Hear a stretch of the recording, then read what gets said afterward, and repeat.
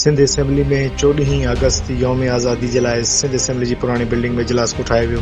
इजलास खां पोइ असेंबली जे मेंबरनि ऐं ॿारनि मीडिया सां ॻाल्हाईंदे चयो त अॼु जी आज़ादी जो ॾिहाड़े ते स्पीकर सैयद अवैस कादिर शाह असांखे मदऊ कयो आहे। असां उन जा शुक्रगुज़ार आहियूं। शागिर्दनि ॻाल्हाईंदे चयो त असांजे लाइ इहा फ़ख्र जी ॻाल्हि आहे जो असां तारीख़ी बिल्डिंग में शिरकत कई आहे। असेंबली जे मेंबरनि आज़ादी जे ॾिहाड़े ते समूरी क़ौम खे मुबारकबाद पेश कई ऐं हिननि चयो त पाकिस्तान जी आज़ादी हिकु न खुटंदड़ जदोजहद जो नतीजो आहे। हिननि चयो त नौजवान खे घुर्जे तालीम ऐं ॿिनि शयुनि जी कामयाबी हासिल करण लाइ मुल्क जो नालो रोशन कनि। पाक डिजिटल मीडिया सां गॾु मां आहियां रुस्तम अली ऐं मां हिन वक़्तु मौजूदु आहियां सिंध असेंबली में, जिथे अॼु स्पेशल सेशन ओल्ड बिल्डिंग में रखियो वियो, जिथे पाकिस्तान जे हक़ में पहिरीं करारदाद पास कई वई। अचो त सिंध असेंबली जे मेंबरनि ऐं जेके स्पेशल सेशन में शागिर्द आयल आहिनि हुननि सां ॻाल्हि ॿोल करियूं। जी सभिनी खां पहिरीं मां मुंहिंजो इंट्रोडक्शन कराईंदसि। मुंहिंजो नालो मुस्कान मल्ला आहे। मां government girls higher secondary school Garo district Thatta खां तालुक़ रखां थी।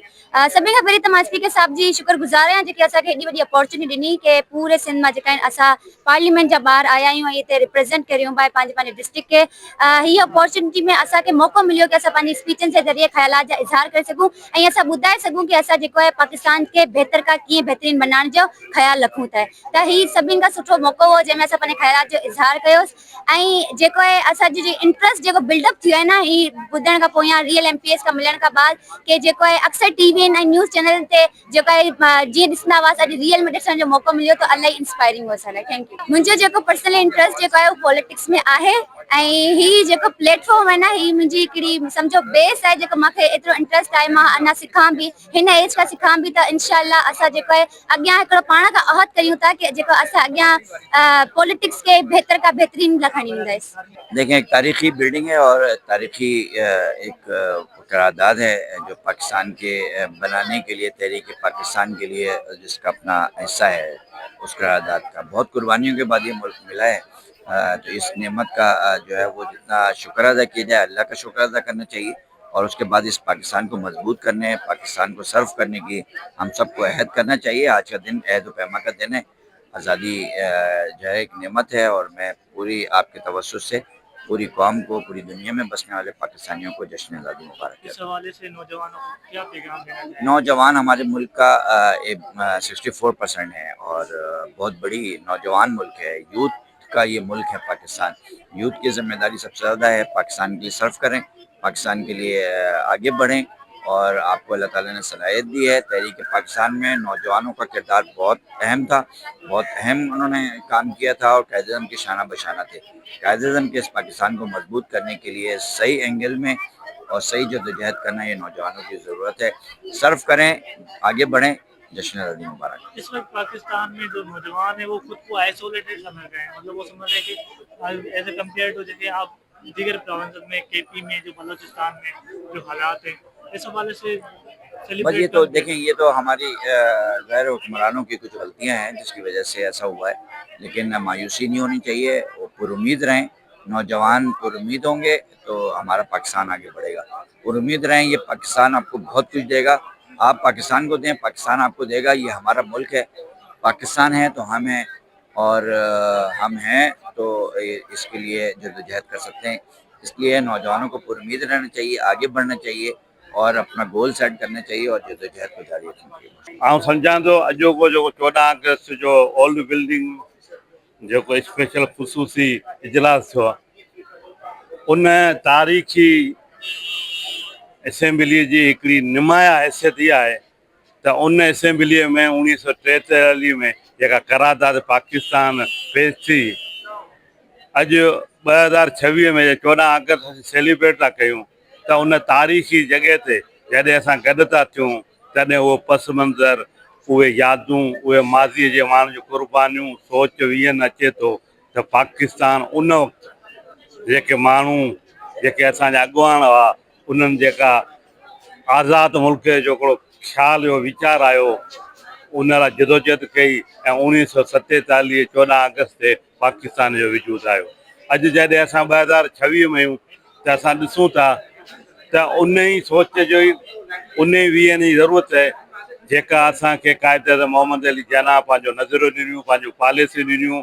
असां सभिनी ते इहा ज़िम्मेवारी आहे त असां कायद-ए-आज़म उन सोच खे मज़बूत कयूं, जमहूरियत खे मज़बूत कयूं, मज़हबी रवादारी मदद कयूं। असीं पंहिंजे मुल्क जे ख़ुशहालीअ लाइ, असीं पंहिंजे मुल्क जी तरक़ीअ लाइ असां सभु गॾिजी करे हिकिड़ो ई आवाज़ थियूं त असांखे जनाज़ो पाकिस्तान खपे। ऐं अॼु आज़ादी जे हवाले सां सिंध जे नौजवाननि लाइ इहो ई पैगाम ॾींदासीं त तव्हां तइलीम जे मैदान में वधि में तरक़ी करियो।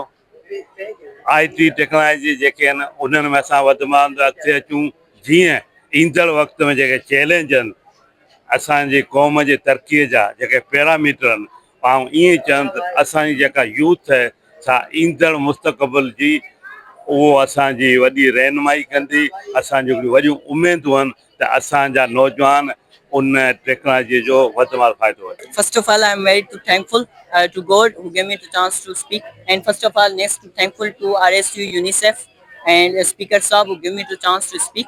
ऐं पहिरीं ॻाल्हि त आउं सम्झां थो त सईद सरदार अली शाह मुंहिंजो फेवरेट एंड आइडल पर्सन आहिनि ऐं हमेशह उन्हनि जी रिस्पेक्ट कयां थो। पहिरीं ॻाल्हि त ॾिसो क़ौम तॾहिं वधंदी आहे, ऐं मुंहिंजी नज़र में मुंहिंजी साइड में इहा ॻाल्हि अचे थी त ज़हन में अचे थी त हिकु मीन के हिकु आवाम तॾहिं वधे थी ऐं आवाम जी जेका करेक्टर तॾहिं वधे थो जॾहिं कंहिं शख़्स जे करे, कंहिं पर्सनैलिटी जे करे। मुंहिंजे लाइ पर्सनैलिटी सईद सरदार अली शाह आहे ऐं जेकॾहिं अॼु मुंहिंजे वाता जेके लफ़्ज़ निकिरनि था, जे लफ़्ज़नि में ताक़त आहे, पावर आहे, this is the reason of Syed Sardar Ali Shah. तव्हां पॉलिटिक्स में इंटरेस्टेड आहियो, तव्हां जहिड़ी तरह असेंबली में अचो था ऐं तव्हां इलेक्शन में विढ़ंदो आहियो। पहिरीं ॻाल्हि इहा आहे त आउं हिकु स्टूडेंट आहियां, आई एम स्टूडेंट, ओके, ऐं I concern on my study and my dreams are big, मुंहिंजा ख्वाब वॾा आहिनि। पॉलिटिक्स में इंट्रस्ट कोन्हे, बाक़ी इंट्रस्ट मूंखे इन शइ में आहे त एजुकेशन में वधीक इंट्रस्ट आहे, पढ़ाई में वधीक इंट्रस्ट आहे। छो त हिकु हर कंहिंजो पंहिंजो रायो आहे ऐं अलाह साईं जी महिरबानी आहे जंहिं मूंखे एतिरो बख़्शियो ऐं आउं एतिरो लाभ पवंदो त आउं सम्झां थो त पॉलिटिकली ॻाल्हि इहा कोन्हे। ऐं इहो मुंहिंजी हिकु एजुकेशन ते वधीक राइट्स ऑफ एजुकेशन ते वधीक ध्यानु ॾियां थो ऐं हिकु पार्लियामेंट जो मेंबर बि आहियां। पार्लियामेंट जो मक़सदु इहो त ॿारनि जी राइट्स ऑफ एजुकेशन ते ॻाल्हि कई वञे। इहो असांजी यूनिसेफ पार्लियामेंट आहे ऐं RSU जो वॾो रोल रहियो, थर एजुकेशन अलायंस जो वॾो रोल रहियो। ऐं पहिरीं ॻाल्हि त आउं ॾाढो शुक्राना थो आहियां स्पीकर साहिब जो जंहिं मूंखे वक़्तु ॾिनो तकरीर जो। ऐं इहो मुंहिंजो ख्वाबु हो, सिंध असेंबली मुंहिंजो ख्वाबु हो ऐं मूं कॾहिं सोचंदो हुउसि त सिंध असेंबली ईंदुसि, तकरीर कंदुसि, थींदी कान थींदी, कॾहिं मौक़ो मिलंदो ऐं कॾहिं इहो पॉसिबिलिटी थींदी। अॼु त माना मुंहिंजो ख्वाबु पूरो थी वियो ऐं today I am so happy. अस्सलाम वालेकुम, मुंहिंजो नालो ज़ैनब ख़ान समूह आहे ऐं आउं अपोजिशन लीडर आहियां Sindh children's and adolescents parliament जी। सभिनी खां पहिरीं आउं शुक्रगुज़ार आहियां स्पीकर साहिब जी ऐं थर एजुकेशन अलायंस जी जीअं असांखे अपॉर्चुनिटी ॾिनी त असां असेंबली जे हिस्टोरिकल हॉल में वियूं, मिनिस्टर्स ऐं MPs सां गॾु ऐं इनसाइट शेयर करियूं 14 अगस्त जे बारे में त असां छा सोचूं था असांजे पाकिस्तान जे बारे में, असां छा सम्झूं था इन शयुनि जे बारे में, असां छा चाहियूं था 14 अगस्त जे बारे में ऐं असां यूथ जे बारे में छा था चाहियूं। जी मां ख़ुदि पंहिंजे स्पीच में जेको आहे यूथ जो ज़िक्र कयो आहे, वुमेन्स एम्पावरमेंट जो ज़िक्र कयो आहे ऐं असां चाहियूं था त यूथ खे उन्हनि अपॉर्चुनिटीज़ में कंट्रीब्यूट कराइण जो मौक़ो मिले, उन्हनि खे गॾु खणी हलनि। छो त जेकी यूथ आहे उहो असांजो सिर्फ़ु फ्यूचर न आहे, उहो असांजो प्रेज़ेंट बि आहे। सभ खां पहिरीं मुंहिंजो नालो खुरम ख़ान आहे, मां डिस्ट्रिक्ट दादू खां आहियां ऐं मां स्पीकर आहियां Sindh children and adolescent parliament जो। मां स्पीकर साहिब सैयद अवैस कादिर शाह साहिब जो तहे दिलि सां शुक्रगुज़ार आहियां जिन मुंहिंजी सॼी काबीना, मुंहिंजी चीफ मिनिस्टर, मुंहिंजी अपोजिशन लीडर, मुंहिंजे MPs खे पंहिंजे हिन वॾे पार्लियामेंट जे असेंबली जे सेशन में जॻह ॾिनो ऐं असांखे ॻाल्हाइण जो मौक़ो ॾिनो।